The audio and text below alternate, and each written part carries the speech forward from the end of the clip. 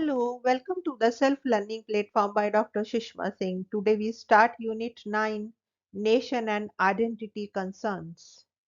EV Ramaswamy Naicker, Nazrul Islam, Pandita Ramabai, Jaipal Singh, Khan Singh. Let us discuss Bhai Khan Singh Nabha 1861 to 1938. Bhai Khan Singh, a distinguished Sikh scholar, was born in the village of Sabaz Banira, Patiala. His father Narayan Singh was the in charge of a gurdwara at Nabha. Khan Singh did not attend any formal school or college, yet he mastered several branches of learning through traditional education. By the age of 10, he could recite with ease the Guru Granth Sahib. He also studied Sanskrit as well as Persian. In 1887, he was appointed tutor to Tikka Rupandraman Singh, the heir apparent of Sikh state of Nabha. From the Maharaja's private secretary to the judge of the High Court, he held different positions in the state. In 1885, he accidentally met Max Arthur MacLeish, who was working on Sikh scriptures and history of early Sikhism. MacAuliffe took Kahana Singh to England and depended a great deal on his advice and guidance, acknowledging his contribution. He assigned Khan Singh the copyright of his 6 volumes, The Sikh Religion.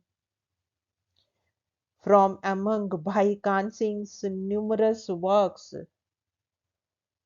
Guru Granth Sahib Ratnakar Mahan Kosh, the first encyclopedia of Sikhism, will always remain a monumental one.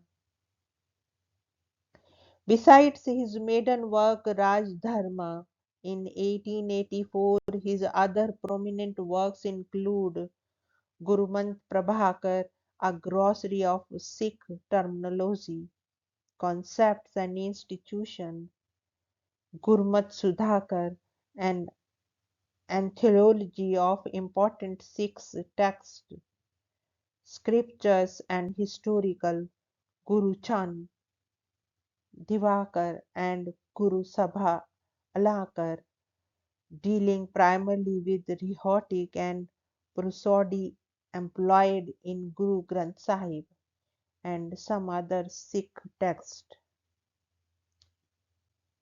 His Guru Graha Kasauti answers some of the questions by his pupils. Tikka Rupraman Singh about the meaning of certain hymns in the Guru Granth Sahib, and his Sharab Nikhat is a dedicated work stressing the harmful effect of drinking.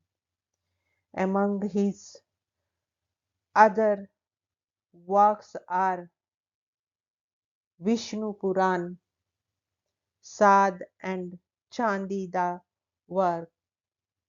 Bhai Khan Singh lived his life totally immersed in his scholarly pursuits and left a permanent imprint on the subsequent Sikh literature. His works continue to enrich the contemporary Sikh life in its diverse aspects, and his writings subtly modeled the course of Sikh awakening at the turn of the century. Next point is Hum Hindu Nahi, we are not Hindus. In 1898, he published Hum Hindu Nahi, we are not Hindus, with a specific purpose. The title makes Khan Singh's view abundantly clear. It was a response to Arya's mass propaganda that Sikhs were just a sect of Hindus. His book set forth forcefully the Sikh standpoint with regard to Sikh identity. It represented the dominant view of the Singh Sabha movement and has ever since retained the fame which it so quietly acquired. It is worth stressing that the approach adopted in this book is neither hostile nor aggressive. In his presentation, he took great care to stress that he sought peace, not discord. Bhai Kan Singh was a revolutionary Guru Sikh, far ahead of his time. Khan Singh justified the need of such a work as "We are not Hindus" when it perfectly obvious that the Khalsa is indeed distinct from Hindu society. He brings out the significance of his work through a parable which runs briefly as follows. Guru Gobind Singh once covered a donkey with a lion skin and set it loose in the wasteland. Men as well as the cattle thought it was a lion and were so frightened that none dared approach it. Releasing from the misery of carrying burdens and free to graze fields in its heart content, the donkey grew up plump and strong. It spent its days happily roaming the area around Anandpur. One day, however, it was attracted by the braying of a mare from its old stable.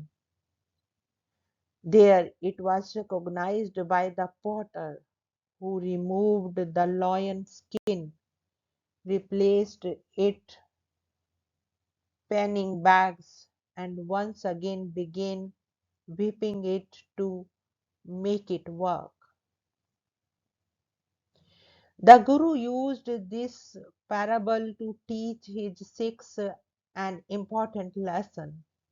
My dear sons, he said, I have not involved you in the mere pantomime as in the case of this donkey.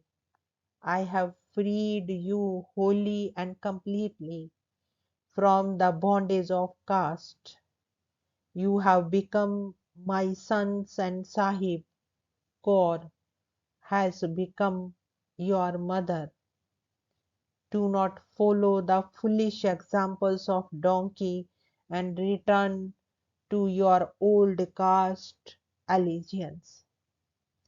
If, forgetting my words and abandoning the sacred faith of the Khalsa, you return to your various castes, your fate will be that of the donkey.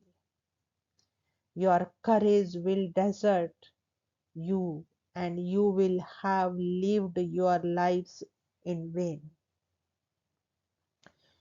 Thus, Khan Singh emphasized the casteless aspect of Sikhism, which makes it different from the caste-ridden Hinduism. Khan Singh regretted that many of his brethren were in fact neglecting this aspect of Guru's teaching. They regard themselves as Sikh of Khalsa but accept the Hindu tradition through Sikh religion is distinct from the Hindu religion. The reason for this, as Khan Singh argues, is that they have neither read their own scriptures with care nor studied the historical past. Instead, they have spent their time browsing through enormous material and listening to the deceitful words of the self seeking. The tragedy is that these Brethans are falling away from the Khalsa. Khan Singh was convinced that India will flourish when people of all religions are loyal to their own traditions, yet willing to accept others, Indians, as members of the same family. When they recognize that harming one means harming the nation, and when religious differences are no longer an occasion for discord. He advised the Sikhs to practice their religion in the harmonious spirit of Guru Nanak, for thus we shall ensure that the mutual envy and hatred do not spread. At the same time, you will grow in affection for all your fellow countrymen, recognizing all who inhabit this country of India as one with yourself. Thus, Bhai Khan Singh, while advocating a separate Sikh identity, does not view it as oppositional to other religious community identities. Khan Singh made a pioneering contribution to the Singh Sahab movement. He had to face expulsion from the Nabha state because he recommended idols be removed from the Darbar Sahib. He also undertook enormous efforts to establish the Khalsa College at Amritsar, thereby boosting a movement for Sikh education.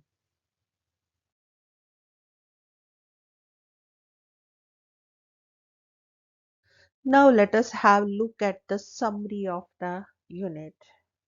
This lesson dwelt on how these political thinkers, while analyzing the socio-political milieu of the colonial India, brought different identities to the political domain. Naicker focused on a Dravidian identity and culture. Ramabai's struggle was against the patriarchal order within Hinduism and Christianity. Jaipal Singh championed the cause of the Adivasis. Nazrul's protest was against the artificial division of Hindu and Muslims on the basis of constructed symbols, and Khan Singh sharpened a distinct Sikh identity. Manifestations of these diverse identities sharpen our understanding of colonial as well as post colonial India. Now we want to wind up this lecture and we have come to the end of the unit. Thank you so much for your attention.